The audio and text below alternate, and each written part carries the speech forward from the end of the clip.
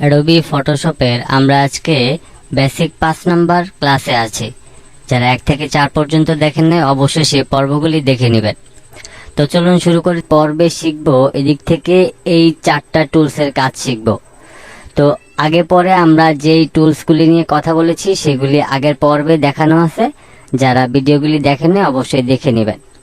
তো চলুন শুরু করে দিচ্ছি। আমরা এখান থেকে এই ছবিটাকে ওপেন করে নিচ্ছি। তো সর্বপ্রথম হচ্ছে আমাদের এদিক থেকে রয়েছে ক্রপ টুল এবং পার্সপেক্টিভ ক্রপ টুল। এটা হচ্ছে স্লাইস টুল, স্লাইস সিলেকশন টুল। তো আমরা একটা একটা করে আজকে শিখছি। প্রথমে আমরা ক্রপ টুল সম্পর্কে শিখব।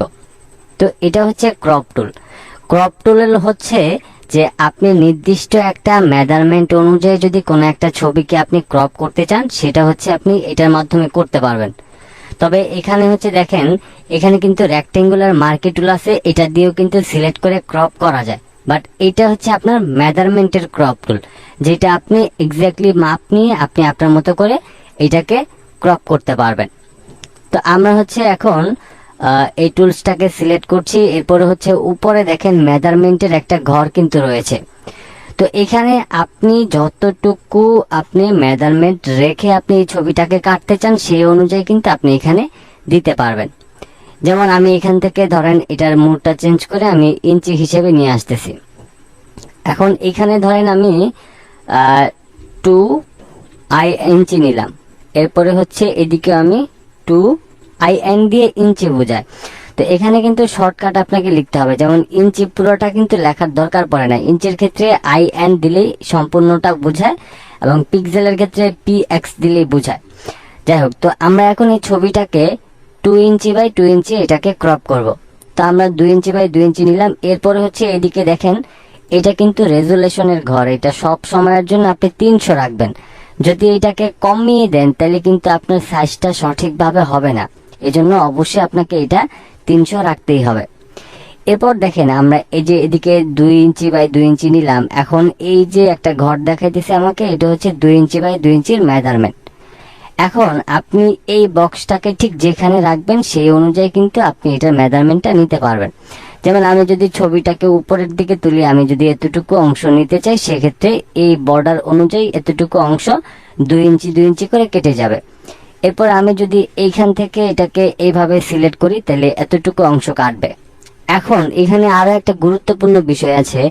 যদি মনে করেন যে আপনার ছবিটাকে আরো ছোট করা প্রয়োজন বা আরেকটু ছোট করে বা আরেকটু কম অংশ নেবেন, তো সেই ক্ষেত্রে আপনি যেটা করবেন, আপনি এই পাশটা থেকে এইভাবে করে কমিয়ে দেন এইভাবে করে কমিয়ে আপনি আপনার ইচ্ছা মতো কিন্তু আপনি সিলেক্ট করে নিতে পারবেন।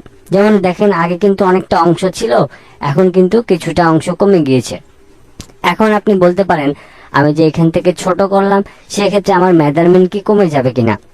না, একটুও কমবে না। আপনি এইখানে যা সিলেক্ট করে দিবেন ঠিক ততটুকুই কিন্তু কাটবে। আপনি চাইলে এটাকে আরো ছোট করে আপনি কমিয়ে নিতে পারেন। দেন আপনার ছবিটা যতটুকু আছে অতটুকু অংশ কিন্তু আপনাদের এদিকে মেজারমেন্ট অনুযায়ী কেটে যাবে। আপনার টোটাল কথা হচ্ছে আপনি যতটুকু অংশে রেখে আপনি এটাকে ক্রপ করতে চান ততটুকু অংশই আপনি কিন্তু কাটতে পারবেন।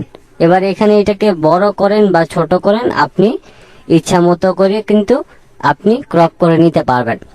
তো এখন ধরেন আমি এতটুকু অংশ সিলেক্ট করে নিলাম। এবার আমি এদিক থেকে টিক মার্ক দিলে দেখেন এই ছবিটা কিন্তু 2 ইঞ্চি বাই 2 ইঞ্চি ক্রপ হয়ে গেল। তো এইটা হচ্ছে ক্রপ টুলের কাজ। এখন আপনি এই সম্পূর্ণ বিষয়টা কিন্তু ক্লিয়ার হতে পেরেছেন। এবার হচ্ছে এদিকে দেখেন পার্সপেক্টিভ ক্রপ টুল। পার্সপেক্টিভ ক্রপ টুলটা হচ্ছে আপনার যদি কোনো ডকুমেন্ট বাঁকা থাকে সেক্ষেত্রে আপনি এইটার মাধ্যমে কিন্তু সোজা করে নিতে পারবেন। আমি আপনাদেরকে সম্পূর্ণ বিষয়টা একটু দেখিয়ে দিচ্ছি, তাইলে সম্পূর্ণ বিষয়টা ক্লিয়ার হতে পারবেন। তো এখন হচ্ছে আমরা এখান থেকে এই যে পার্সপেক্টিভ ক্রপ টুলটা আছে এইটার মাধ্যমে হচ্ছে আমরা এই ডকুমেন্টটাকে সোজা করতে পারবো, যেটা আমি সিঙ্গেল একটা ভিডিও দিয়েছি এই টুলসের মাধ্যমে।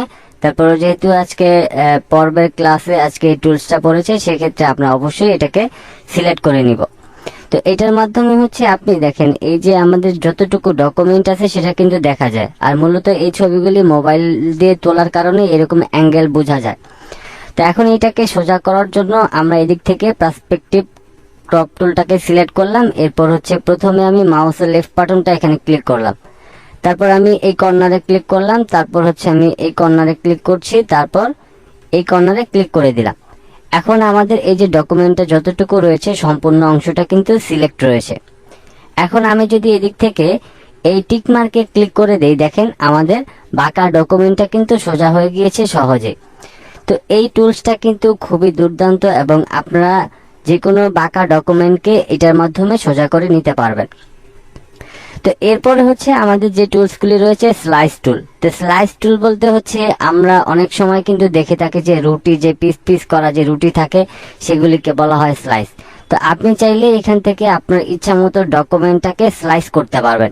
যেমন দেখেন এই অংশটাকে কিন্তু আমরা সিলেক্ট করে নিলাম, তারপর এখান থেকে আবার আরেকটা অংশকে আমি সিলেক্ট করে নিচ্ছি, তারপর এখান থেকে আমি এই অংশটাকে সিলেক্ট করে নিচ্ছি। এগুলি কিন্তু এক একটা পিস পিস হয়ে যাবে।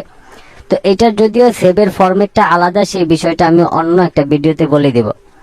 তো এই স্লাইসের কাজ হচ্ছে ঠিক এইরকম। এখন এখানে আরেকটা টুলস রয়েছে, সেটা হচ্ছে স্লাইস সিলেকশন টুল। তো এটা হচ্ছে স্লাইস টুল এবং এটা হচ্ছে স্লাইস সিলেকশন টুল। এখানে আমাদের এই যে প্রত্যেকটা অংশ আলাদা আলাদাভাবে আমরা নিয়েছি, সেগুলিকে সিলেক্ট করার জন্য আলাদা একটা টুলস দিয়েছে।